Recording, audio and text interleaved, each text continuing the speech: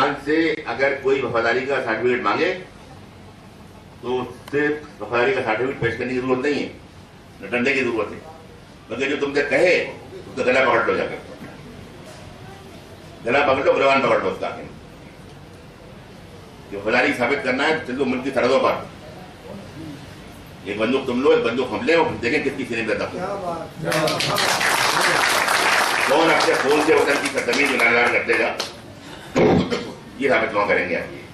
देखिए साथ ही उसके ये भी मैं कह रहा हूँ कि हम हिंदुस्तानी मुसलमान जो हैं वो हम मुल्क के वफादार हैं, क्योंकि वफादारी बना आजाद के अल्फाज में आम हिंदुस्तानी के लिए, मुल्क के लिए जद्दोजहद करना, आज़ादी के लिए संघर्ष करना, ये उसका सिविल रिस्पॉन्सिबिलिटी है, बतौर हिंदुस्तानी उसका फर्ज है कि मुल्क के लिए लड़े, तरक्की के अपना योगदान दे, हिस्सा दे।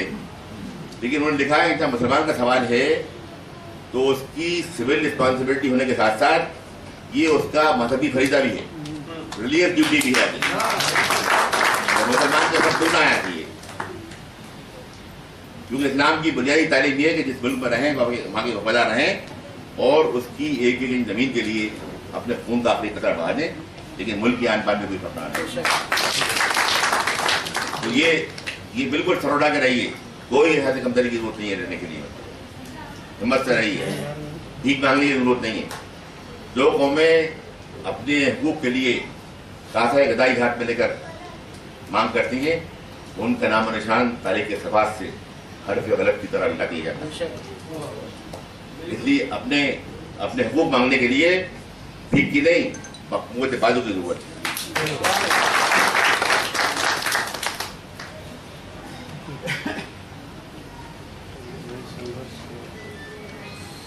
हिम्मत की जरूरत है, और हिम्मत तभी आएगी तब कि हमारी वफादारी मुल्क के रहने वाले सारे लोगों की वफादारी ज्यादा ताकतवर हो, ज्यादा मुसल्लिम हो, ज्यादा कुर्बानी देने वाली हो, और हम साबित कर सकें कि मुल्क की तरफ कोई भी आंख लड़ी उठेगी, हम उस आंख को निकाल के फेंक देंगे, उस हाथ को काट देंगे, उस कदम को तोड़ देंगे जो हमारे मुल्क की सरजमीन की तरफ आगे बढ़ेगा।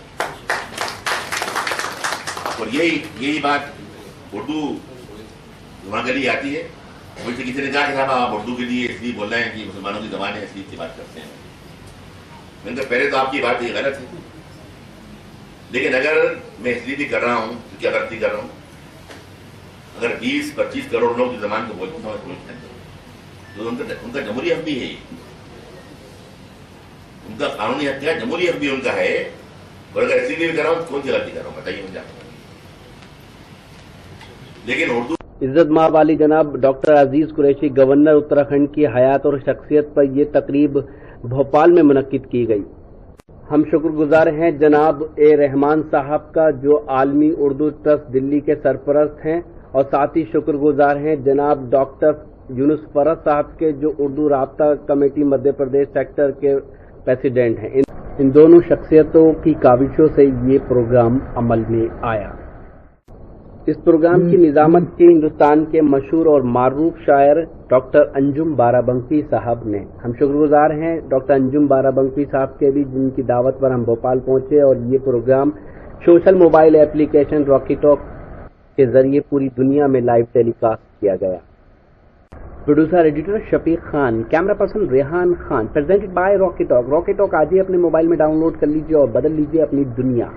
हमसे कांटेक्ट करें 9997640286, और मुशायरे देखना हो तो हमारी वेबसाइट विजिट करें www.rockytalkmedia.com।